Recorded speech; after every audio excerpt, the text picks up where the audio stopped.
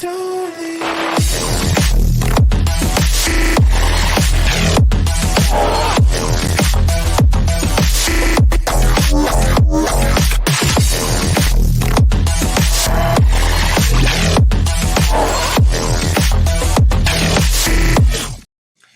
everybody, and welcome to episode 2 of the Bro Show. You might know me, I'm Bobby Munson, that man beside me, the man with the angelic voice, Papa Smokes. And we got a special guest joining us here today, right down below there. You know him. He is the Mexican Devil. He is El Asesino. El Asesino, thank you for taking the time out of your day to join us on the Bro Show. Yeah, it's your pleasure, I promise you. I'm sure it is. But yes, we got a big show coming up here for Prairie Pro Wrestling. It is on Saturday, December the 10th. 2022. It is at the Cosmo Senior Center, and you were going to want to get your tickets for season's beatings.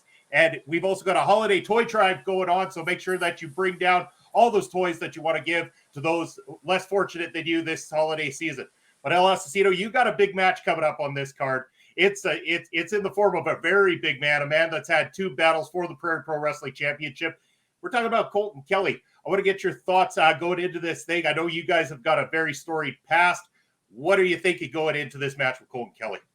Well, I think you got your Kellys mixed up there, Munson. It's Cannonball Kelly that I'm. I'm sorry. Yep. At least do your job and I should. Know what's going on. It's on the damn poster, for fuck's sakes. I even wrote it down. A picture on there is me and Cannonball Kelly. So yeah, when I face Cannonball Kelly on the 10th, I'm going to do what I always do. I'm going to step in between those yellow ropes, and I'm just going to beat the crap out of whoever's across the ring for me. Doesn't matter if it's Colton Kelly, Cannonball Kelly, anybody. I think I've proved that over the last few shows that I'm just over it. I'm over the crowd. I'm over the people disrespecting me and all these fucking workers that come out here and, you know, they get put in the main event, and where am I? I've been in this goddamn province for 20 years, and everyone seems to forget that.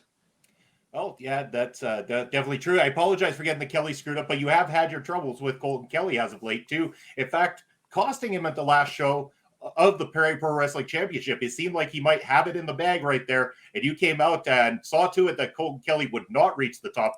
As you said, it seems that you have a problem with guys coming in from out of province and the fans disrespecting and forgetting about the lineage that you've created right here in Saskatchewan. It's not just a lineage. Fuck, it's a goddamn dynasty. I mean, the things that I've done in this goddamn province, like I was a champion, a heavyweight champion for over a year. Yeah. For over a year. I don't know if this province has ever seen anything like that, you know? And then you got the Saskatoon fans who aren't necessarily, you know, they come there, they get drunk, they get hammered, and then the what seems like the fattest idiot out there with long hair, they just love. As long as he looks like he's eating trash or living in trash, the fans love these guys. They definitely are eating it up. Pop Smokes, I know you're itching to get some questions in, especially to the man wearing your Pop Smoke shirt down below there. So I'm gonna let you have the floor there, sir. Hell yeah. Thanks again for doing this, El Asesino. Big pleasure to have you on the Bro Show. But since we were talking about Colton Kelly, it does seem like you've got some unfinished business with him. Back at September Slobber Knocker, you guys had one hell of a match. This was so hard hitting, and the fans really took to this match. But you guys had a struggle against each other. And now, as of the previous show that we just watched, you came out and interfered in Colton Kelly's title match against the Sheik. How does it stand now with Colton Kelly? Is there unfinished business in your mind? As far as I'm concerned, I have unfinished business with everybody. Okay, with absolutely everybody. Let's get one thing clear. The fans I hate the fans in Saskatoon. They have zero respect for me, and I have zero respect for them. It's just straight out there. And when it comes to Colton Kelly, who the hell is Colton Kelly? Like, who is Colton Kelly? He comes out here, he wrestles a few matches, right? He's kind of successful. He gets one lucky victory over me, and then all of a sudden, boom, he's got a title shot. Like, I've won matches before, and I've yet to receive or even be offered by PPW management a title shot or anything to do with the title. So yeah, of course I feel disrespected. It's hard not to. It would be difficult, and maybe Pro Wrestling Management will listen in and give that opportunity to you. I mean, obviously, you're well versed between those ropes. You've done it before. Like you said, a 1-year championship run here in Saskatchewan, almost absolutely unheard of. Should Sheik Akbar Shabazz be watching his back when it comes to you? Yes, absolutely. I got no issues with Sheik right now. I'm dealing with the people that have zero respect right now. I will get to that championship, whether it be on Sheik's waist or some other unfortunate piece of shit down the road. But right now, my main focus and my main goal is to put these guys coming in here from out of province thinking they can just take over this province that I helped build over the last 15 years, last 20 years. There's no way. There's absolutely no way. I want to be a champion, and I want to take that. I want to be Prairie Pro Wrestling heavyweight champion. But first things first, somebody's got to beat respect into these guys.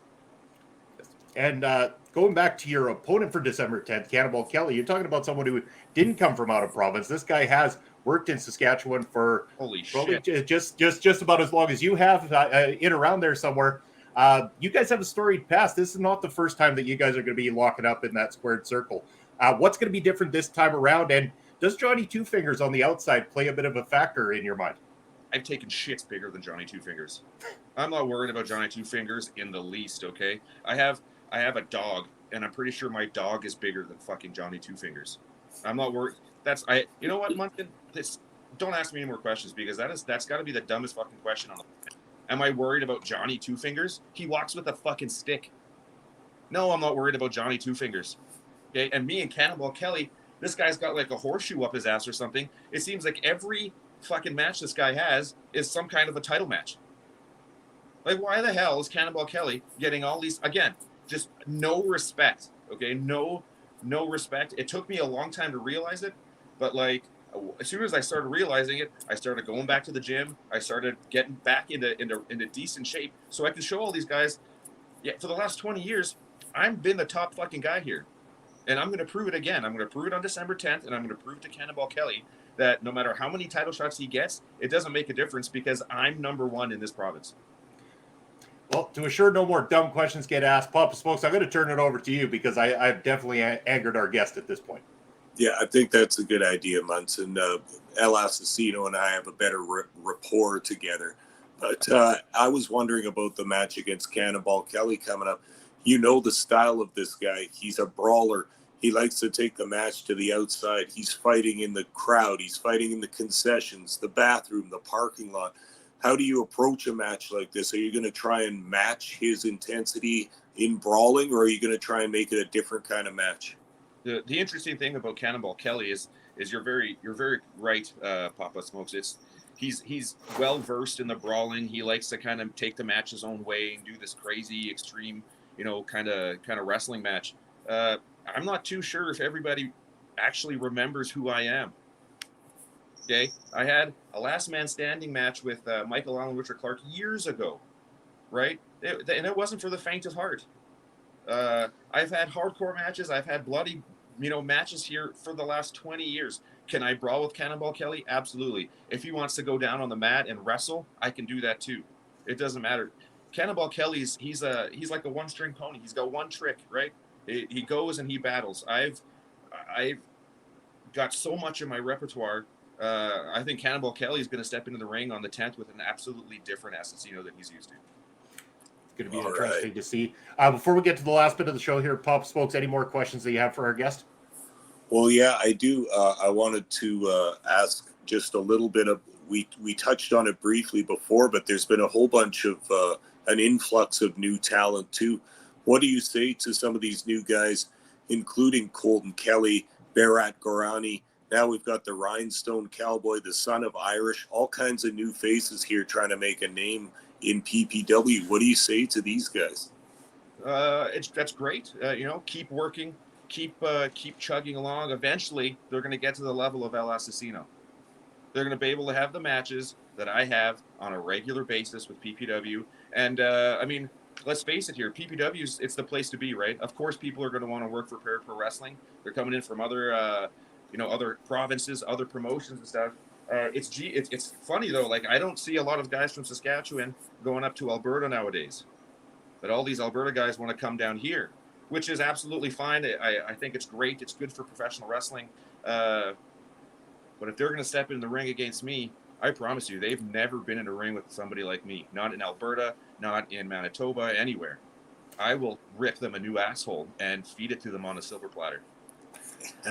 Heed the warning, all the new talent coming in. That brings us to the last segment of the show. El Asesino, we like to take this time to allow you to have the floor.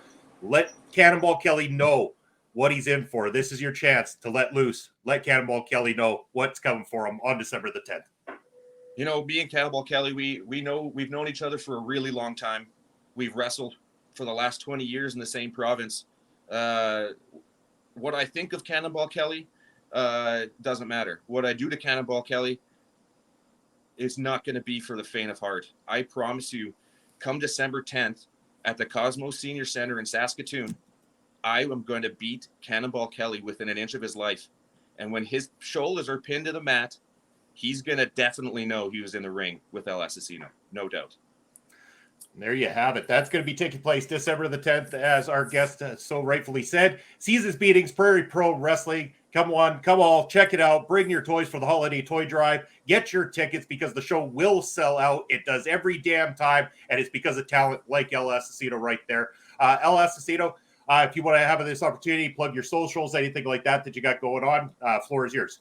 I don't go on social media. Social media is for fucking losers. Fair enough. But we're going to, regardless of that comment, we're going to thank you for being our guest on the show here today. Really appreciate it. Look forward to seeing that matchup taking place December the 10th at the Cosmos Senior Center right here in Saskatoon. And until the next time, everybody, thank you for tuning in and make sure to like and subscribe to this channel. Take care.